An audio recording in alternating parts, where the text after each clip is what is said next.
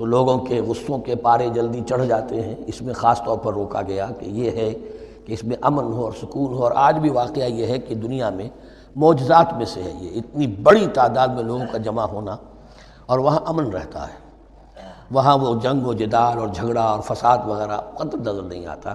یا تو یہ کہ پچھلے دنوں میں کچھ سیاسی اعتبار سے کوئی مہمیں اٹھائی گئی ہیں، یا یہ کہ کچھ چور اچکوں نے بھی جانا شروع کر دیا ہے وہاں پر، لیکن جھگڑا اور جو گالم گلوچ کی نوبت ہم نے اپنے آنکھوں سے نہیں دیکھی۔ اسے 5-6 مرتبہ حج کی سعادت حاصل ہوئی ہے۔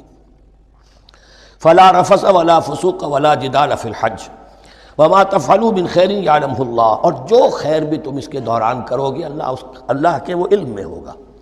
نوافل پڑھ رہے ہو، اضافی طواف کر رہے ہو، کوئی اور بھی جو کام کر رہے ہو، تو اس میں کسی اور کو دکھانے کی ضرورت نہیں ہے۔ اپنے خاموشی کے ساتھ انسان وہ اپنی جو بھی نیکی مزید کما سکے کمائے، جو بھی مناسک حج ہیں ان پر مستزاد۔